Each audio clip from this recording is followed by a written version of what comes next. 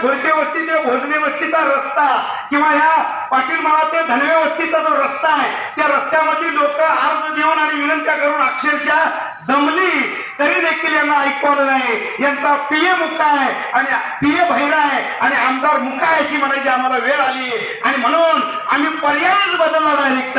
आणि यानंतर मंगळवेढा व पंढरपूर तालुक्याचा धन्यवाद। आणि कोण बोलत नाही आणि दादांना मला एक प्रश्न विचारता आहे समाधान दादांना। विधानसभा जाहीर झाल्यावरती रोड उकरलं निंगेवाड्यापासून ते मुंडवाडीपर्यंत, विधानसभा झाली रोड बंद झाला, पंचायत समिती जाहीर झाली परत जेसीबीला रोड चालू झाला आणि तुमच्या कारखान्याला रोड चालू झाला म्हणजे कारखान्याला ऊस जाणार आहे, तुमचं इथले या भागात ऊस जाणार आहे म्हणून तुमच्या रोडला ज्या दिवशी जेसीबी लागली बोरा ते बालानगर रस्ता हा डांबरीकरण झाल्याशिवाय थांबला नाही। मग मंगळवेढा आणि बोराच्या रस्त्याला काय अडचण येते का तुमचं गरज आहे तिकडे ऊस वाचवण्यासाठी म्हणून तुम्ही सोय करून घेतली, मग आम्ही रोज कामाला जाणार माणसं आमची मनकपात झाली ह्याचा विचार कोण करणार आहे? ह्या कोणत्याही बीजेपीच्या त्या आमदार साहेबांना म्हणा कुणाला ही सर्वसामान्य जनतेचं काही पडलेलं नाही। म्हणून आपण मी भगीरथ दादा मी बोलतो हॅट्रिक आमदार भारतनाना फलकेचा कट्टर कार्यकर्ता आहे। मोदीच्या टायमाला सुद्धा आम्ही भारतनाना शिलापूरमध्ये लीड दिलेला आहे, त्यामुळे काही टेन्शन घेऊ नका, ही कामाची माणसं आहेत। आता तर आमची ताई नगराध्यक्ष आहे आणि काम ही 100% होणार। येणाऱ्या 7 तारखेला आपल्याला सर्वांना कळकळीची विनंती आहे, आपण सर्वसामान्य घरातली माणसं आहे, आपण कामाला गेल्याशिवाय आपलं पोट भरणार नाही।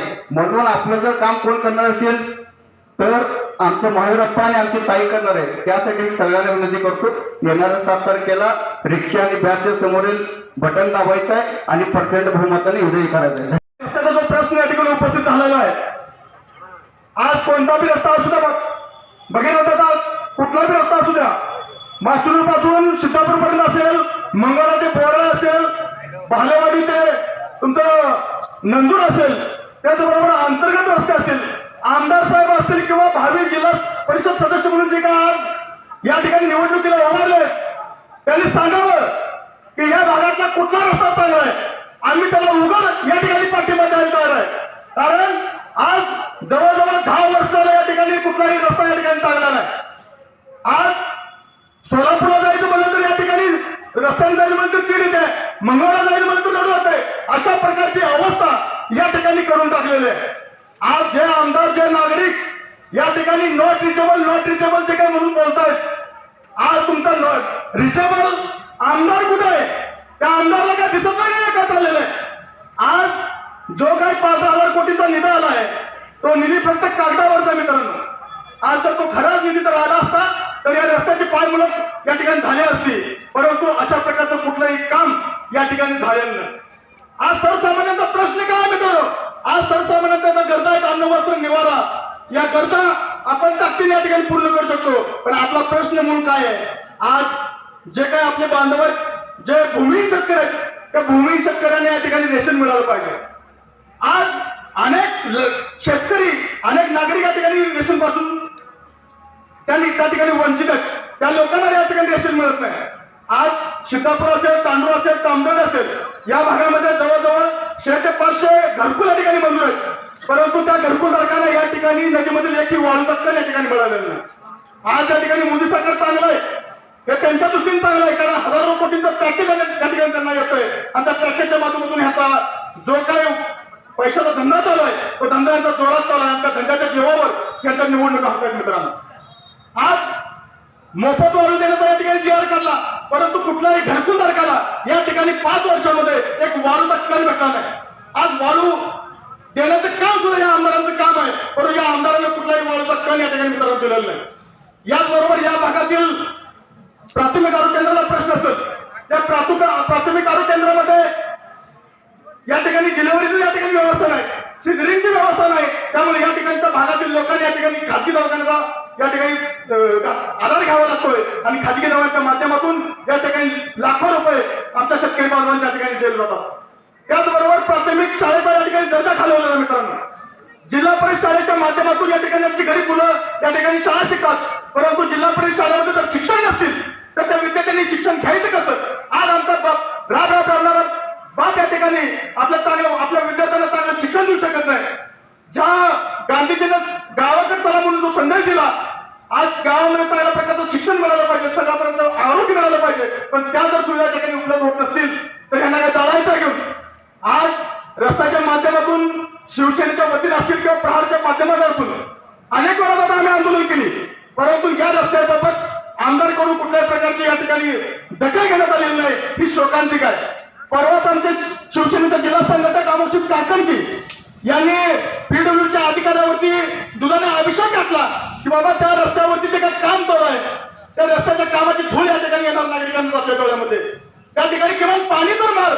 ज्या वेळेला आम्ही दुधाचा अभिषेक घातला त्यावेळेला त्या ठिकाणी पाण्याचा टँकर चालू करून या ठिकाणी पाणी मारण्याचं काम केलं. अशा प्रकारचे जर काम करत असतील तर ह्या लोकांना कशा पद्धतीने आपण निवडून द्यायला पाहिजे. आणि माझा प्रश्न तुम्हाला आहे की कारण तुम्हाला निवडणूक ही जर जिंकायला असेल तर तुमचं मत आमच्यासाठी महत्वाचं आहे, कारण ही निवडणूक आमची नाही, ही निवडणूक तुमची आहे, कारण तुम्हाला हे प्रश्न सोडवायचे आहेत.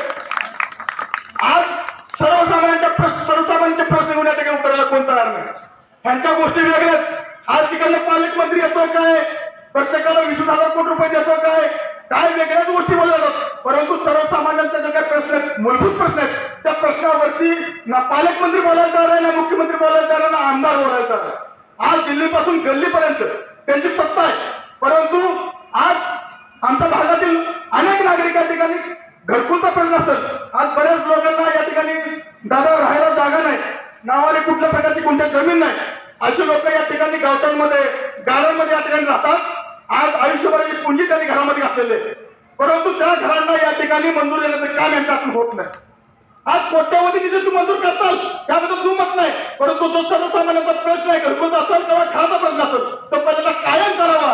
तुमच्यात हाय हिंमत तर पहिल्यांदा ते कायम करून दाखवा, आम्ही तुमच्या सोबत आहे, परंतु तुमच्यात हिंमत नाही, तुमच्यात फक्त बळा मारण्याचा हिंमत आहे. त्यामुळे या फुलबाटांना या ठिकाणी बळी पडायचं नाही.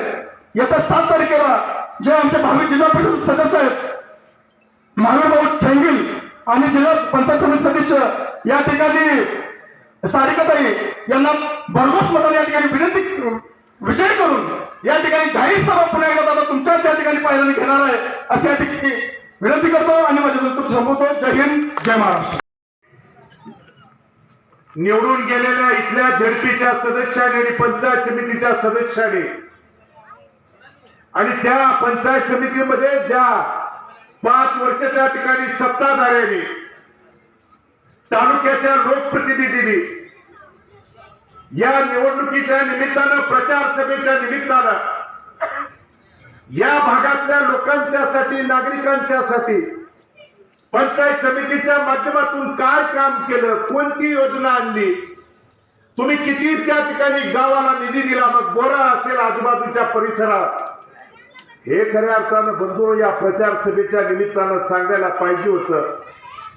परंतु ह्यांच्याच्यानं पोचना म्हणून, ह्यांच्याच्यानं थापा मारायला थोड्या अडचणी यायला लागल्या म्हणून परवा दिवशी राज्याचे पालक त्या ठिकाणी मंत्री आणि जिल्ह्याचे पालकमंत्री या ठिकाणी आले होते. पालकमंत्री राज्याच्या विकास कामावरती तुमच्या माझ्या सर्वसामान्यांच्या हितावरती बोलतील असं वाटलं होतं, पण ती पालकमंत्र्याची भाषा मगरुरीची, सत्ता आमची आहे, सत्तेच्या जोरावरती काही करू शकतोय, या भूमिकेतलं ते भाषण या बोराकरातल्या पंचक्रोशीतल्यानी ऐकलं असेल, नसेल तर बघा, ऐका.